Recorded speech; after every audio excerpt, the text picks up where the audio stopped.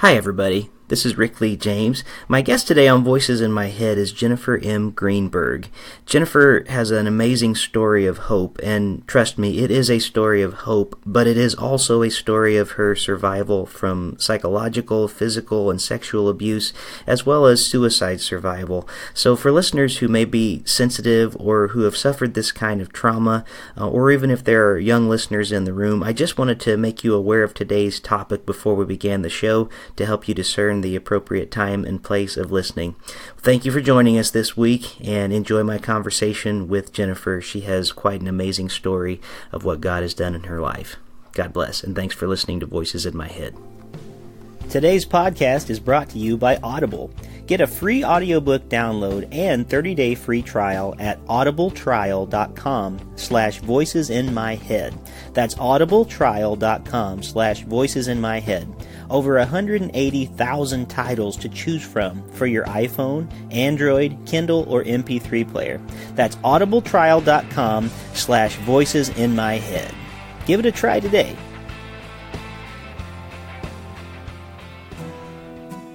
Welcome to Voices in My Head, the official podcast of me, Rick Lee James. I'm a recording artist, a singer, a songwriter, an author, a worship leader, and an ordained minister in the Church of the Nazarene. The Voices in My Head podcast is where I discuss music, movies, books, pop culture, theology, and more with friends, colleagues, and sometimes just by myself. Now make sure to let me know what you think of today's episode by leaving me a review on iTunes, or by tweeting at me at Rick Lee James on Twitter. And please join my mailing list at rickleejames.com, where you can receive an email every time a new episode is released. And by the way, in case you're interested in a daily dose of kindness and encouragement beyond this podcast, I also run the Twitter account at Mr. Rogers Say, where I post daily quotes from Fred Rogers, one of the voices in my head. Well, I guess that's it for the intro, so sit back, relax, and listen to the latest episode of Voices in My Head. Welcome back to Voices in My Head. As always, I am your host, Rick Lee James, and I'm so glad that you can be here with us for this conversation. Isn't it tragic that in a world so beautiful and diverse, a defining feature we all have in common is pain, says author Jennifer M. Greenberg. Jennifer knows pain all too well, having suffered psychological, physical, and sexual abuse at the hands of her church-going father. At the age of 15, as she contemplated suicide with a razor to her arm, she heard the voice of God say to her, "I will never leave you or forsake you." From that moment on, she knew she had a Father in heaven who loved her. She knew she had a purpose in life on this earth. In her new book, Not Forsaken, A Story of Life After Abuse, How Faith Brought One Woman from Victim to Survivor, Greenberg shares how her faith brought her through the darkest of situations time and time again, and how faith can enable survivors of all walks to navigate issues of guilt, forgiveness, love, and value. She also encourages church leaders to take the necessary measures to protect the vulnerable amongst them. Jennifer Greenberg, welcome to Voices in My Head. Thank you so much for having me, Rick. I almost made it through that intro without saying the wrong word, and I got to the last word and said among instead of amongst. But that just kind of is typical for me and my mistakes. But I'm so glad to have you here with us today, and I'm so glad it worked out for us to have this conversation together. Oh, absolutely. Thank you for your new book. It is quite a story, and as I'm telling people, as I get to share a little bit about your story, as just talking to people face to face, it is a story of hope, but it's a story that is a difficult story as well, with a lot of different paths that you have been down.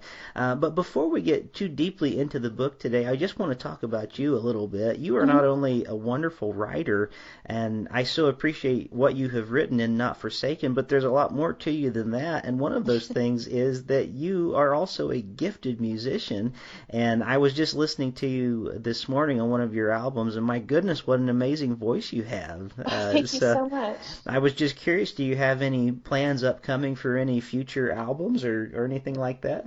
I do, actually. I'm going to be releasing an album around the same time as my book. It's called Symbiotic. And it actually is inspired by a lot of classic literature, classic film. And there are several songs even about, for example, the song Whittled, about a feeling of, enduring pain, enduring hardship, and the evils of this world. But your hope is in God, and God carries you through it, and He is your victory.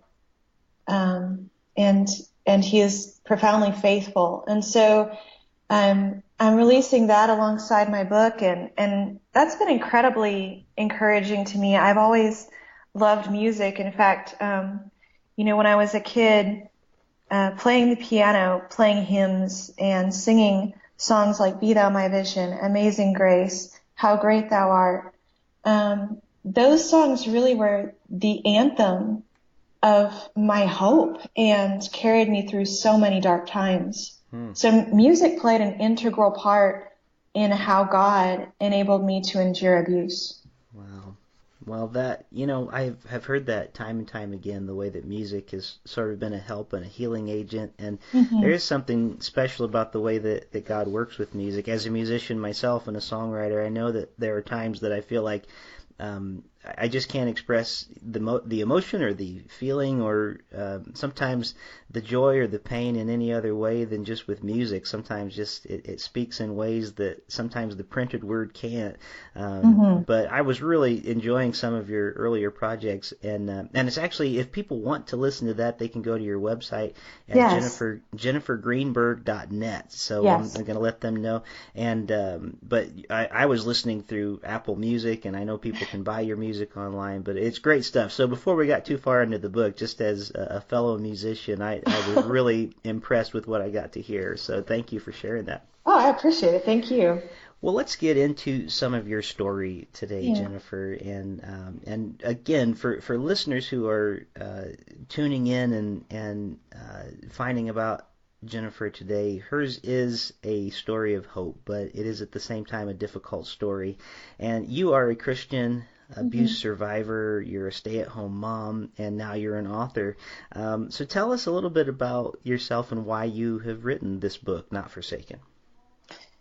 Yeah, absolutely. Thank you. Well, I began writing Not Forsaken as a series of letters to my husband. I survived, as you said, 21 years of abuse. But then, I married this great guy who, thank God, had never been abused and had never suffered severe depression or dealt with, the kind of complicated relationships I was dealing with. And while he's incredibly sympathetic and supportive, I just felt that there were certain stories and certain emotions and challenges that I was dealing with that I didn't know how to verbally put into words. And so I wanted to explain myself on a deeper level to my husband. And what's funny is, in trying to explain myself to him, I actually came to understand myself. And in seeking to figure out who I was, I came to a deeper understanding of who Jesus is. So it was a very interesting process and very difficult, but also very rewarding. Well, and that really comes through in the pages. I love, by the way that the book opens up with the numbers at the top, which it represents your age at the time and the telling of your story. And I don't know if I've ever seen a book that quite starts out that way. And it took me just a moment when I was looking at it, and I was like, I wonder what the number is there for. And then I realized, these are the ages that she's telling about and what's happened. And I thought it was a really powerful and creative way actually to start telling your story. I haven't seen that before, and I think it really helps put into context to kind of share the broad picture of what happened to you without fully diving in all the way yet. And it's a very interesting way to begin. Thank you. And you suffered significant trauma. and it was at the hands of your church-going father. Mm-hmm. And one of the things that amazes me most in this book is you remain a Christian. I look at your story and I think maybe if it was me and if it was others who had been through this and the church was so much a part of the abuse in some ways, I think I would have said, I'm done. And yet your story, you rely on a God who is deeper than all that, and you rely on your faith to pull you through. So how did that come about? Tell us a little bit of why you decided, I still want to be a Christian in the midst of all this, even though my example of what Christianity was not great. Sure. Absolutely. I would have to say, it was an act of God. God is faithful. I really love the story of Jonah, because he doesn't want to do what God wants him to do. He runs away, he rebels, and God goes to hilarious and extraordinary lengths to bring him back. And I really feel that, there were times during my recovery process, there was at least a year where I just didn't feel comfortable at church. There was, of course, there was the church building where my dad had once worshiped, but then had been asked to leave. Just being in that environment with those people who knew so much about me, was incredibly difficult, and many of them tried, very authentically to have mercy on me and to love me, and many of them were just angry for me. They were furious that I'd been treated that way, and really they were betrayed too, because here was a guy who they had trusted, who they had thought was their friend, and all this time, he's living this dark life. So one thing I want to emphasize, there's no such thing as an abuser with one victim. They may have a primary victim, but there are so many people who are lied to, who are conned, and then of course there are other siblings and family members who may witness their abuse. And, let's face it, when you've got a child who is witnessing their mother getting harmed or a sibling getting harmed, that's child abuse. Because they're witnessing something traumatic. They're witnessing something that's going to stick with them for the rest of their lives. So, that all was very difficult. And, I finally came to a place after wrestling with God for a long time where I realized, what? God knows everything. He knows exactly how angry I am. He knows that I don't want to go to church. He knows that I don't enjoy reading the Bible anymore, and I'm just going to tell him about it. And so I did. I confided that pain and that anger to God, and I was blessed with just this overwhelming peace that God understood, and he got it, and it was going to be okay. One thing that really stood out to me is as I was reading in parts of your book, and especially again towards the beginning when you're sharing about the different ages, you seem like when you're a child or when you're growing up that you're having these conversations with God a lot, and it seems like the Spirit is speaking to you and replying to you in many times, and sometimes. I think God speaks in different ways. Some of us, most of us wouldn't say we hear it audibly. Sure, yeah. and yet at the same time, just again this morning, I was reading in my devotions about when Jesus is kind of rebuking the disciples for making the children go away. And Jesus is saying, let the children come. And there's this sense of, don't you dare drive these children away from me. Yeah. And as I think about your story, and as I was reading through again this morning and looking through some of the things that you had written, it reminds me, I really do think there is a special way that God communicates to children, and maybe especially to children who don't have the loving father type example that we do see in Jesus, and I just kept getting this sense again and again that kind of ties in with the question I asked about why you remained a Christian.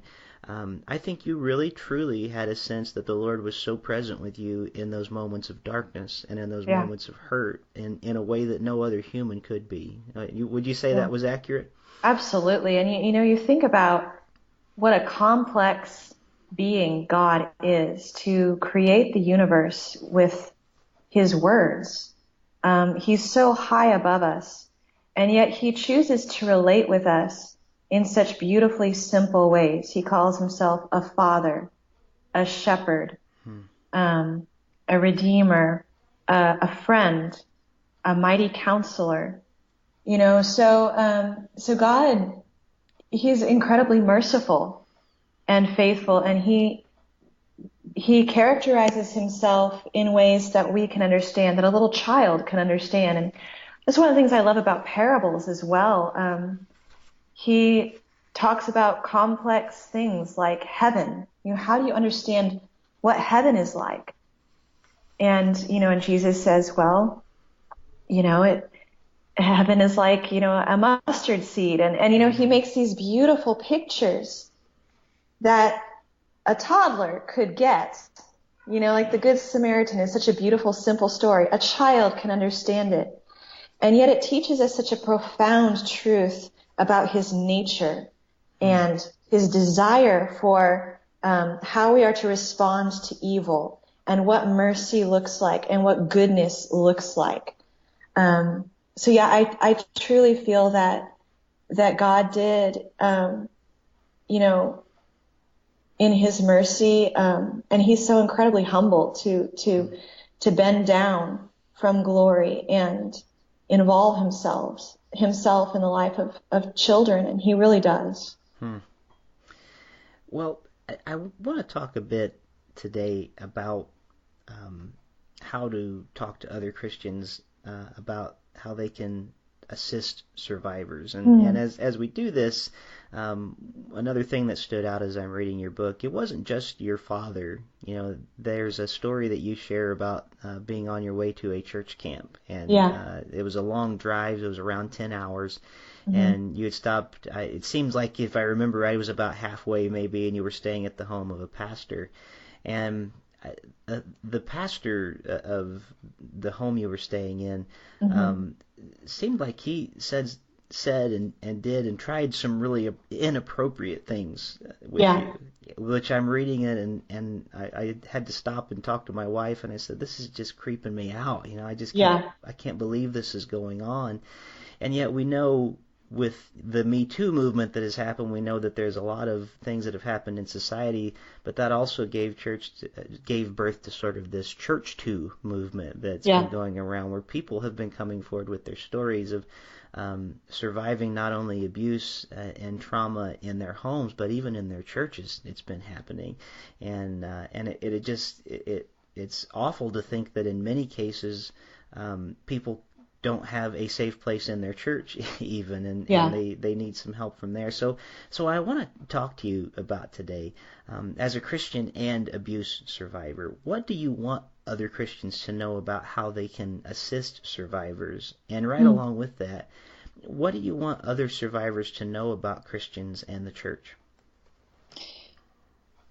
Well, one thing I would definitely say to Christians, to pastors is, you know, you don't have to have all the right words or all the answers.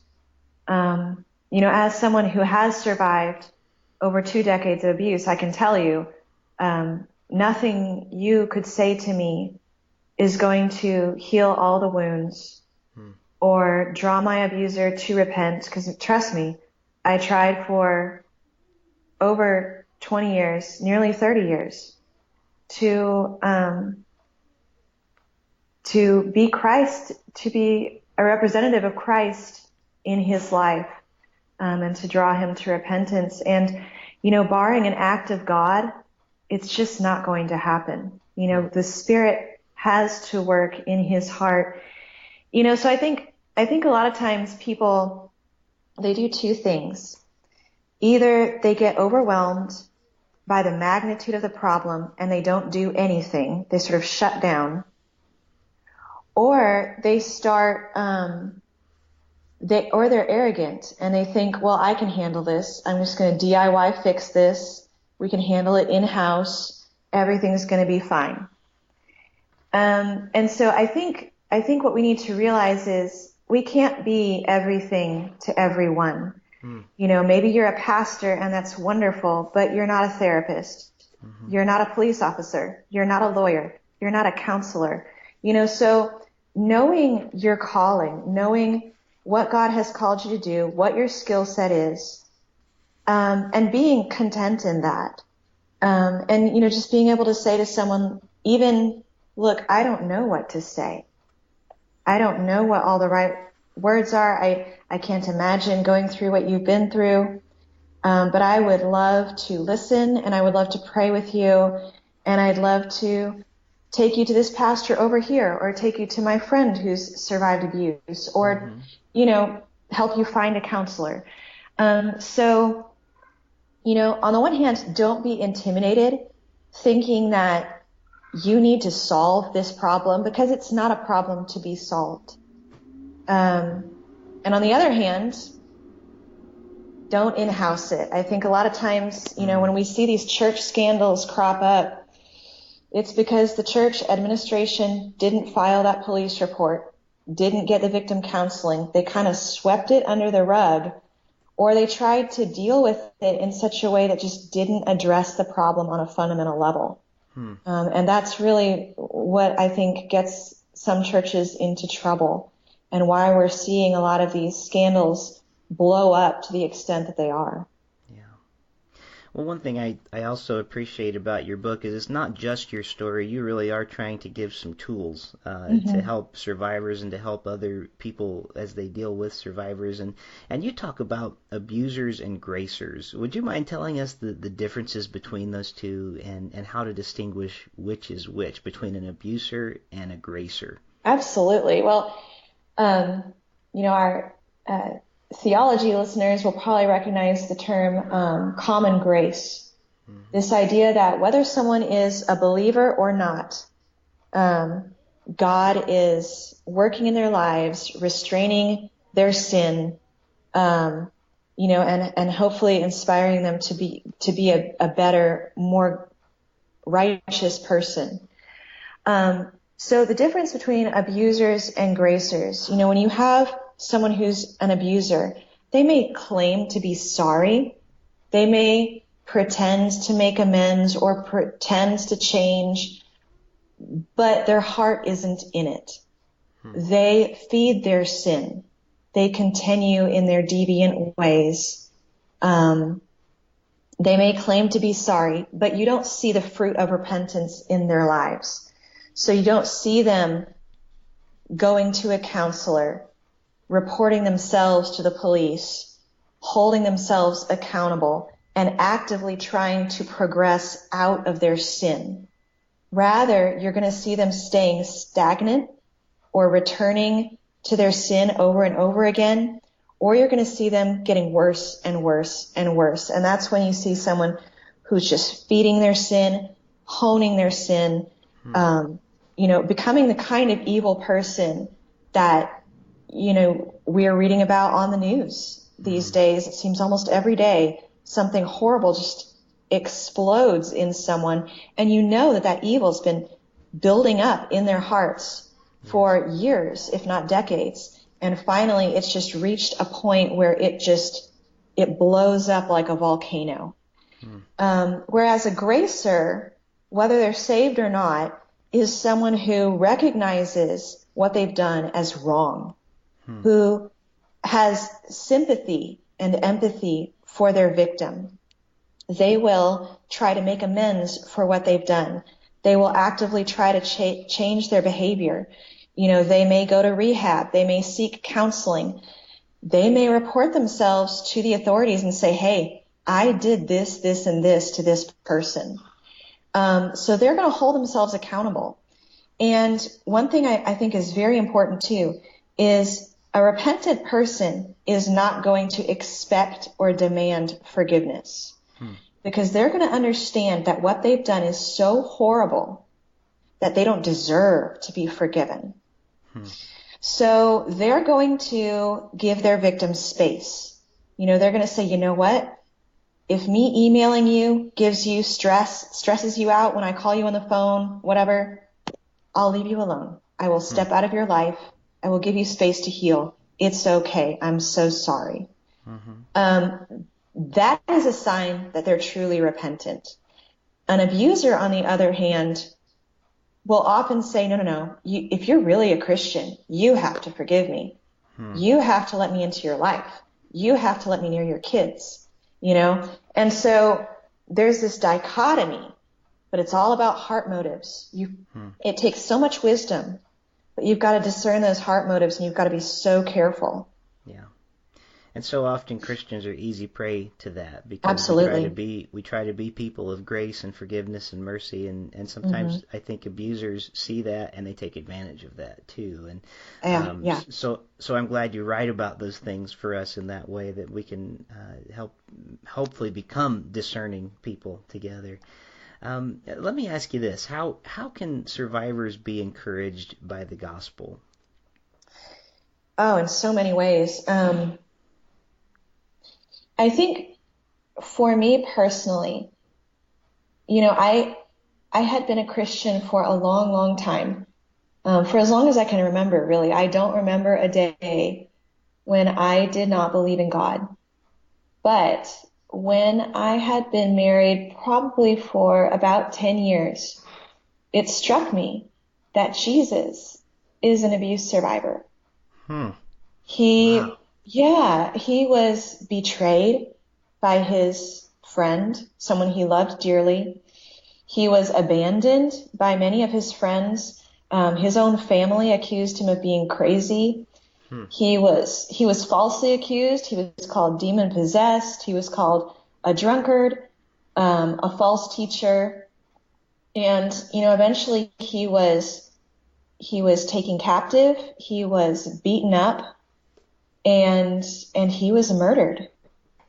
And so once I realized that Jesus is not only an abuse survivor, but a death survivor, I was able to realize that, in addition to God loving me, he can relate with me in an extraordinarily personal way, and I can relate with him. And to me, that just, I can't explain it. It was so fulfilling, and it brought me such peace to know that I was understood on that level. Wow. I don't know that I've ever heard it put in exactly those terms, but and then as you say that too, again, he was suffering at the hands of people who were part of his faith and religious leaders, and wow, the context you just put it in there. That's a powerful context for us to think about, and the hope that Jesus offers to those who are survivors, and his response. How did Jesus respond to victims of their abuse? Well, we see Jesus continually having mercy on people. Whether it was abuse or blindness or illness, being lame, he heals people. He brings them back to life. He cleanses them from their sin. He brings them out of their misery, their pain, their suffering. So we have a merciful Savior.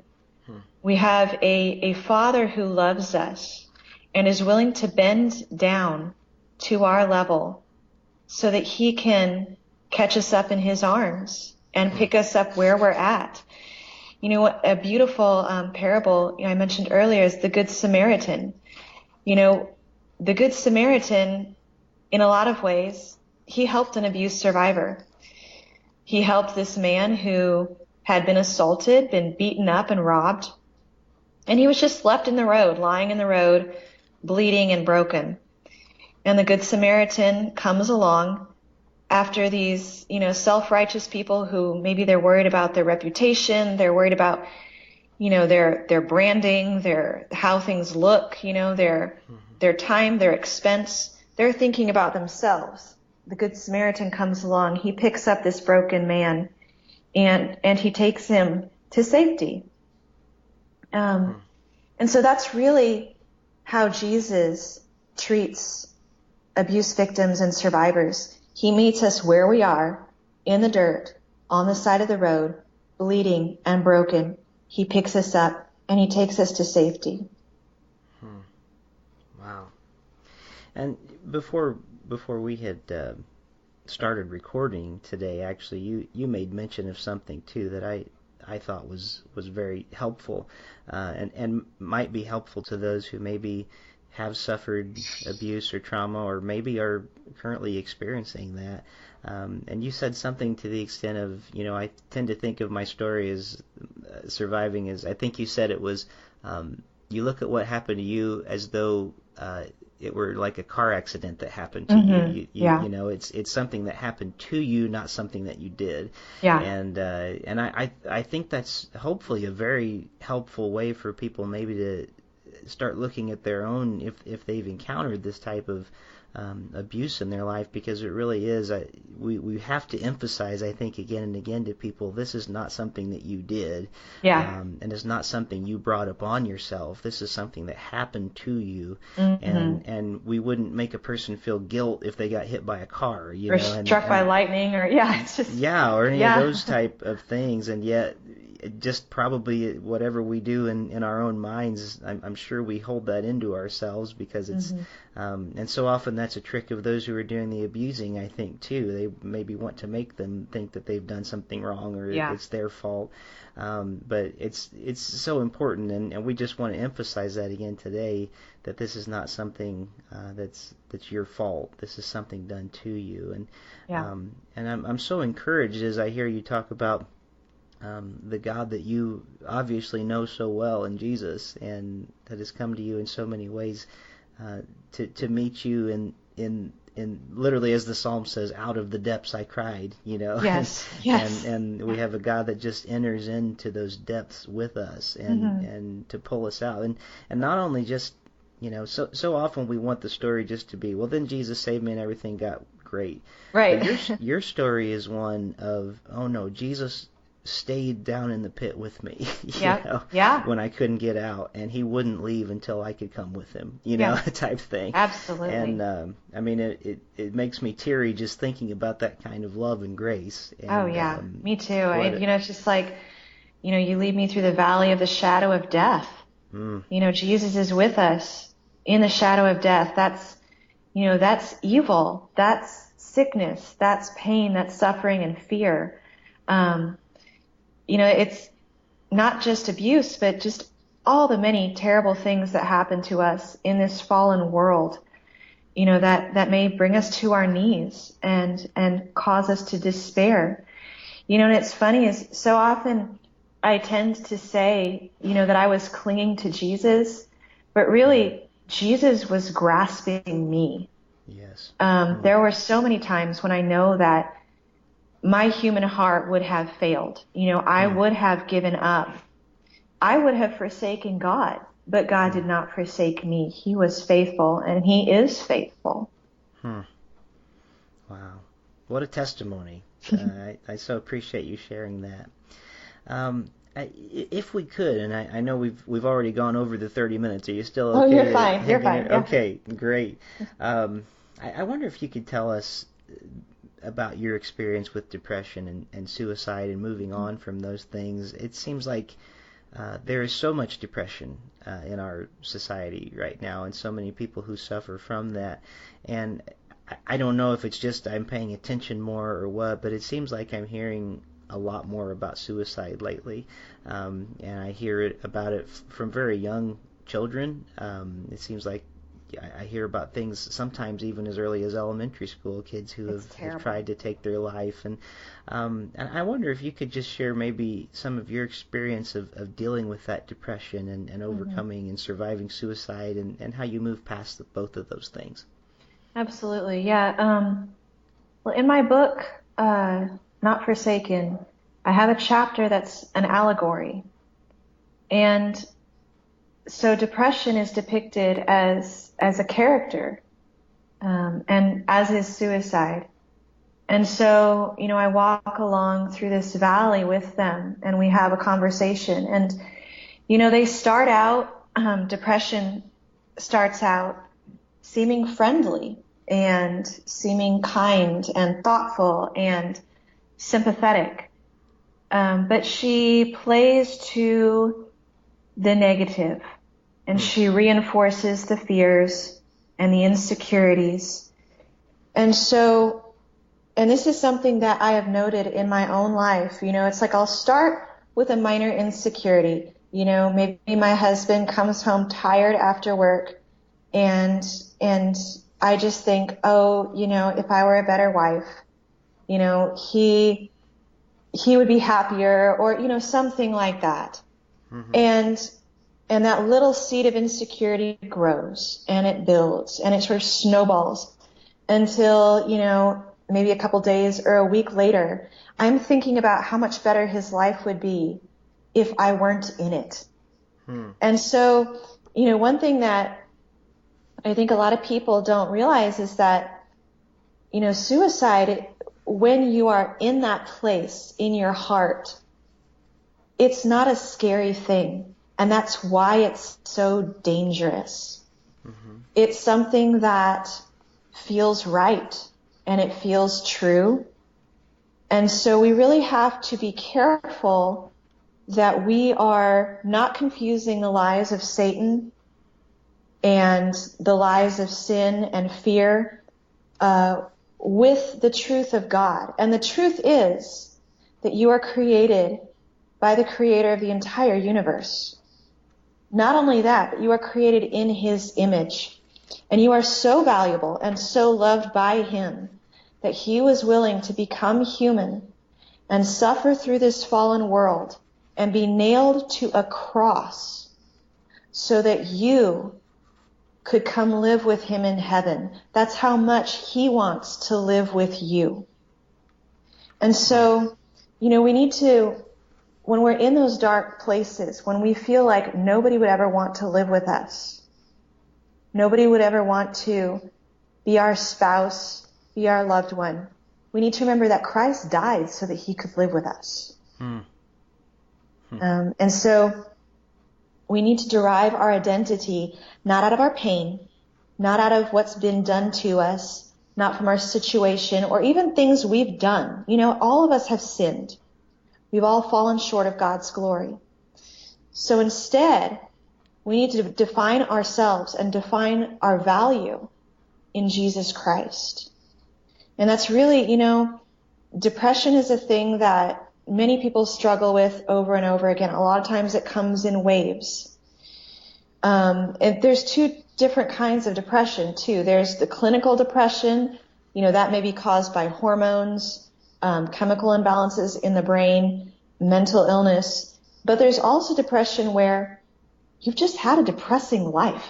Something depressing has happened to you. And, I used to tell my husband, I feel too broken to be a good mom. I feel too damaged to be a good wife. And he'd say, Jennifer, you're not damaged. You're not broken. You're sad because terrible things have happened. You're sad because sad things have happened. Your sorrow, your mourning over evil is actually a healthy reaction to terrible things that have happened in your life. There's nothing wrong with you. This is the proper response. And so when I understood that, but more than that, when I heard my husband tell me that that's how he felt about me and that's how he viewed my grieving process, there was a huge shift in my life in how I viewed myself, and I became a more secure person. Wow.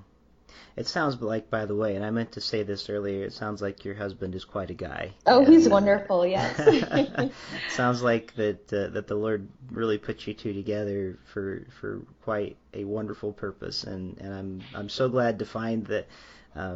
My fear was in reading the book was, oh no, she's gotten into a relationship that's just like that, or something, and it's actually the opposite of that. It seems like he has been such a a presence of grace in your life, and I'm so grateful to read about that and to hear stories about those good things that do happen. So often we just hear bad things I about marriage, know. but I know. So often um, it's a cycle that, just goes on and on. And I cannot take credit for breaking the cycle. Honestly, God has been incredibly good to me. I mm, got married at the age of 21, and I will tell you, as most 21-year-olds, I did not have a whole lot of wisdom.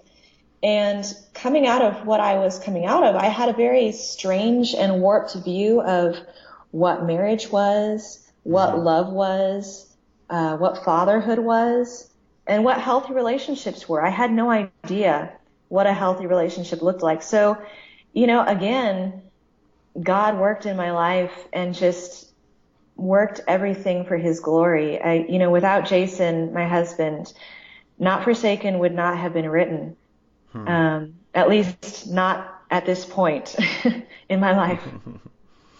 Wow. Well, thank God for Jason, and I Yeah. hope he listens to this and hears that, and I'm encouraged by that part of your story. And it's odd. This is going to seem like probably an odd little sidebar, but I was just thinking about when you said I can't take credit for breaking the cycle, and I was just thinking of an interview I heard years ago with the singer Alice Cooper, Hmm. and who is a Christian, and I think he was Yeah. on Fresh Air or something like that, and he has this really dramatic story of he was an alcoholic and he was in the hospital and he almost died from alcohol poisoning, Oh, and he says part of his testimony is he walked out of the hospital and he never wanted another drink again. He yeah. was like it was like he was healed from it, and he was raised the child of a pastor, but he left that faith behind when he became a big rock and roll star. And the thing that was interesting, that what he said and what you just said reminded me of this.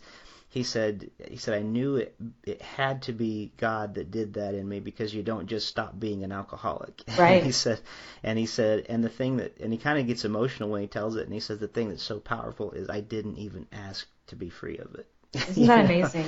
yeah, Yeah. and so it's interesting to hear someone like him tell that story and know and understand that is truly the power of divine grace. And when you said that again, like, I can't even take credit for Yeah. breaking the cycle. Those are really awesome stories to tell, of the way that and you said it before, that God is holding on to us more than we are holding on to him. Yeah. And I think those are wonderful stories. It's good to remind ourselves of What these a things. beautiful picture of God's faithfulness too.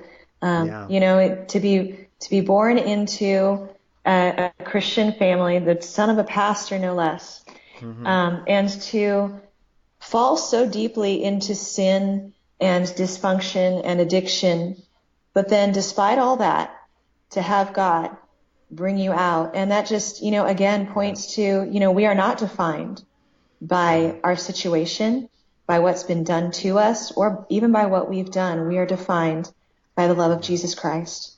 Yeah, it really it becomes more appropriate when you think of that over and over, the prodigal son story of the father who is running down to meet the child. Yes, The child is kind of standing there, but it's the father who is running full force.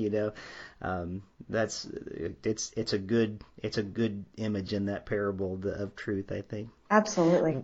Well, we're getting sort of to the end of our conversation. I want to thank you for staying a little longer than I had originally planned, but you have a great section in your book on forgiveness. It's chapter 12, and it's called The Truth About Forgiveness. Hmm. And if you don't mind, I want to just read the opening paragraph, because Absolutely. you do a great job in the book about talking about what forgiveness is and what forgiveness isn't, and the role it plays in your own healing journey. So I'm just going to quickly read this opening paragraph of Sure. chapter 12 for our listeners. You write, forgiveness is at the heart of Christianity. However, when it comes to forgiving an abuser, particularly one who is a current threat or a source of pain, things become incredibly difficult and extremely complicated. We may be emotionally unable to forgive. We may simply not want to, and that's entirely understandable. But forgiveness, when properly understood, is a peace we can hope for, a relief we can anticipate, and a joy when it arrives. So I'd love for you to maybe talk a little bit about here what you talk about in the book when Hmm. you're explaining what forgiveness is and then what forgiveness isn't for us today. Absolutely. Yes. Well, there's there's two different kinds of forgiveness. And I guess I should preface it by saying, most people, when they think about forgiving someone, they're thinking about forgiving someone for spilling coffee on their carpet, or dinging their car with a grocery cart, or their kid mouthing off to them, or something like that. But when we talk about abuse, we're often talking about heinous, extraordinarily personal, deep wounds that are very intentional, that are premeditated, and often, and particularly in the case of child abuse, domestic violence, that are chronic, that are done over and over and over again. And that abuser may have lied and said they were sorry, but then returned back to their sin. So there's a lot of distrust that builds up over a long period of time, and it's very hard to comprehend, especially when you're a Christian, when you're a good person yourself. It's hard to understand how someone could be that cruel, how someone could be that evil, and what would motivate that sort of sin. So before you are able to forgive, you have to kind of get to a place in your heart where you can look at that person objectively.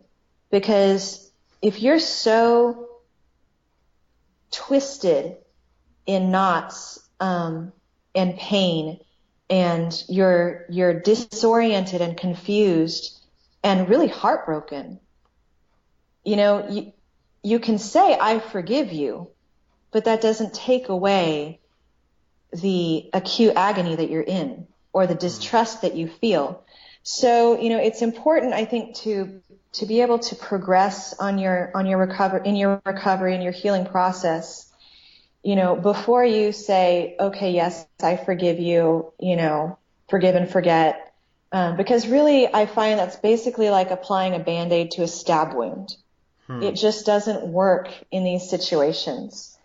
And what ends up happening is you have the survivor, or me, for example, I've said, I'll forgive you, or I have forgiven you.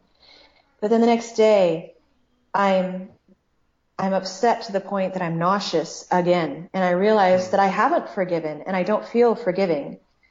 And so then I feel like I've lied.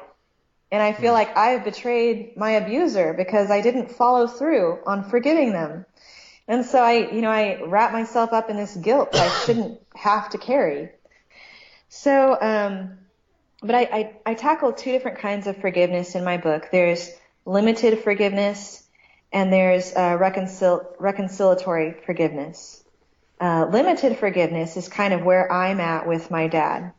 I've let go of my anger. I've entrusted my anger to God and said, you know what, God, you are angry with the wicked every day. And this anger that I have in my heart is just poisoning me. It's ruining my life. It's affecting my marriage. It's affecting how I parent. I need you to take it away from me and free me from this pain. And so God did that for me. But at the same time, I'm not going to let someone who I know is a sexual predator near my kids. And I'm not going to let someone who triggers my anxiety into my life and let them damage my marriage or damage my relationship with God any further. So I've created those boundaries, and I've disallowed him from sinning against me. And unfortunately, because he's not repentant and because his sin is so pervasive, that meant just completely cutting him out of my life. Because doing anything less puts me emotionally and possibly physically at risk.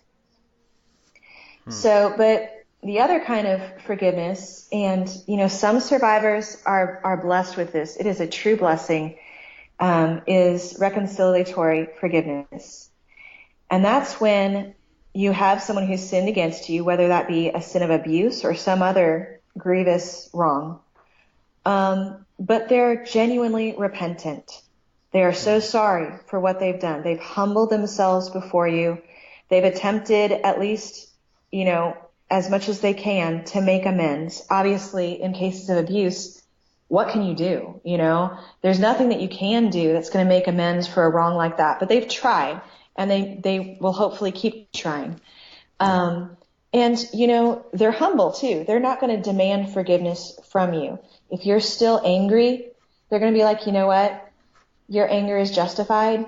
You should be angry at me because what I did was wrong and it deserves the wrath of God. That's a truly repentant attitude. And a person who's genuinely repentant, if they've committed a crime, they will turn themselves into the authorities. They will talk to a pastor. They will ask their church to hold them accountable so they don't continue in their sin. They will, go to rehab, go to counseling, whatever it takes. They will war against their sin. And so those are the signs of a repentant person. But a repentant person, even at that stage, they will recognize, you know what? If me being in your life stresses you out, if I cause you to fear, if I'm setting off your nightmares, if I'm triggering your depression, I will step out of your life because I love you enough to give you that space.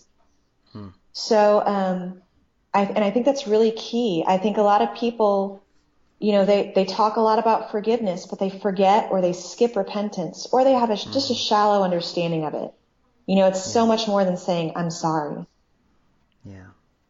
Well, thank you for sharing that, and I really appreciate the way that you're giving people space to do that as well, and you're giving people permission to do that. I think it's one of those things that is not always handled very well when we talk about forgiveness, especially in churches, because we want people to so quickly jump to, well, you're saved and you're forgiven, so now you just have to forgive this person and get over it, like right now. Right, yeah. Switch off those emotions in your head. Just turn off that switch. You'll be fine.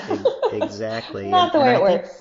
And I think it's a little bit similar to me. You could tell me if you think I'm right or wrong in this, but I think it's a little bit similar to the way that we sometimes treat grief when a loved one has passed away. I think so often we're uncomfortable with a person sitting with their grief, and so we want them to get over it quickly. Yeah. And we'll say these high-sounding platitudes of, well, thank God they're with Jesus, now we can rejoice, and we don't allow a person to take the time that they need sometimes because we're uncomfortable with it, I think. And so I appreciate the permission that you give, especially in that chapter, to those who are struggling to forgive, and the way that you kind of lay out the different ways of forgiving people, and the ways that we need to make space and help people have that space as well. Weep with those who weep.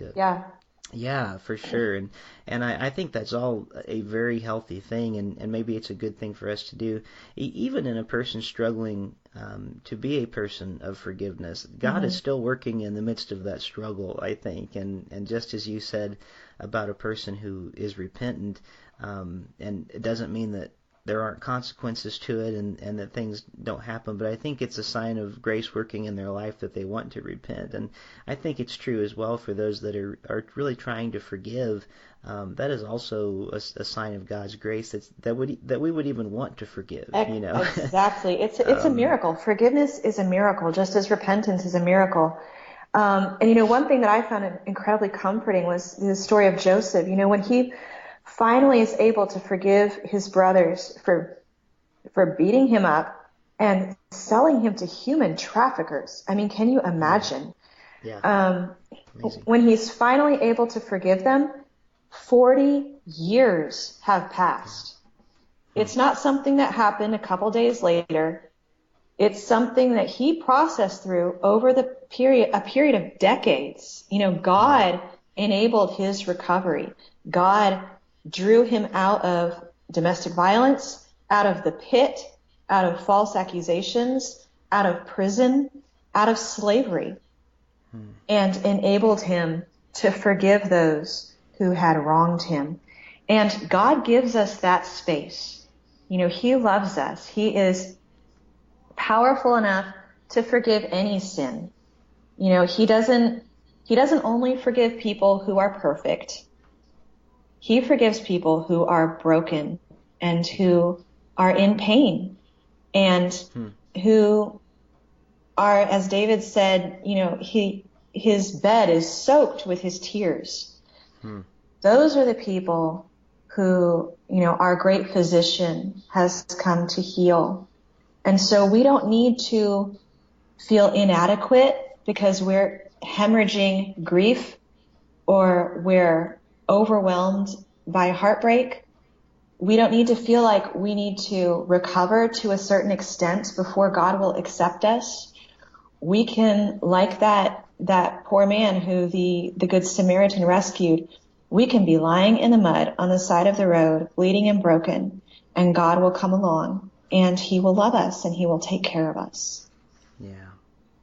Well, Jennifer, there's so much that we could even still keep talking about, but for the sake of time and because I want people to read the book as well, we're going to start drawing our conversation to a close. But even the foreword by Russell Moore, the president of the Ethics and Religious Liberty Commission, who I have a lot of respect for, that should tell people, if they're wondering if they need a recommendation, should I read this book? Well, Russell Moore says you should read it.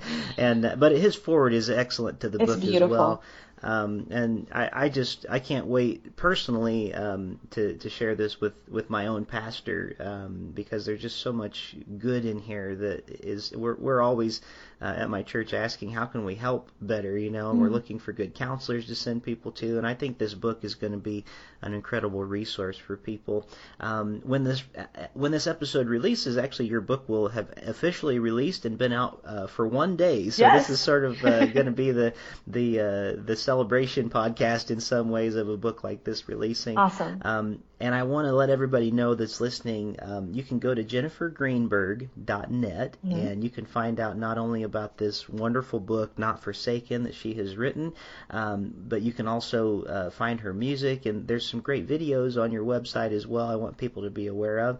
And by the way, on our podcast website at voicesinmyheadpodcast.com, we are also going to have a link to your book in the show notes, so if somebody happens to be perusing our page, you can just click on it and it'll take it straight to your Amazon page where they can get a copy for themselves.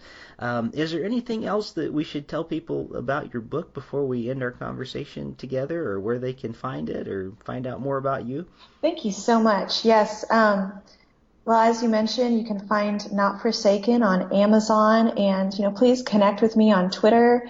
Let me know if you can contact me through my website. Let me know if you have any questions about what we've talked about today. Or, if you read the book, if you have any questions or stories of your own, I'm always happy to listen. And I just, I pray that this book would help survivors and victims to realize that they are loved, to realize that they are not forsaken. And also, the spouses, loved ones, pastors of survivors, to just give them the tools that they need to sympathize and understand and hopefully get some clarity on how they can help their loved one, a member of their flock, better. That is my prayer for this book. And I want to thank everyone who reads it, because honestly, in my own recovery process, knowing that God has taken what I've been through, if he can use my story to help even one person, I'm profoundly honored. And, it's, I'm back to what Joseph said in Genesis 50 verse 20, you intended evil against me, but God intended it for good, to accomplish what is now being done, the saving of many lives. And that is my prayer for Not Forsaken, that it would help many people. Well, we amen that for sure, and we hope that it will truly be something. This is going to be a timely book, and I think a much-needed book for many people. Thank you, Well, Rick. Congratulations. Yes, congratulations on the release of Not Forsaken. I'm proud of you and the way that you're telling your story and the way that you're providing tools for the church. Again, jennifergreenberg.net. Everybody go and check out this great new book, Not Forsaken. And with that, we are finished with our conversation for this week. Jennifer Greenberg, thank you for being one of the voices in my head this week. Thank you, Rick. Thank you for joining me here this week on Voices in My Head. I hope you'll visit me on my website at rickleejames.com, where you can find out more about me, get my music on vinyl and CD, follow my blog, and even schedule me for a concert or a speaking engagement. Better yet, even a book signing in your neighborhood. You can find all that and more at rickleejames.com. Also, it would mean a great deal to me if you could write a review of this podcast on iTunes. The more positive reviews that we receive, the more visible this podcast will be online. And now for the benediction. May the God of hope fill you with all joy and peace in believing, so that by the power of the Holy Spirit you may abound in hope. God bless you, and thank you for listening to Voices in My Head.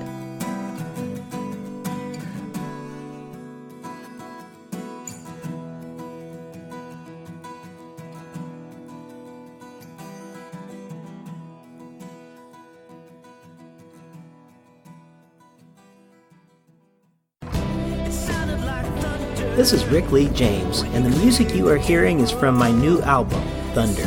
The title track, Thunder, is a never-before-released song by the late Rich Mullins. There are also 12 other tracks made up of original music, hymns, and readings to guide the listener on a journey.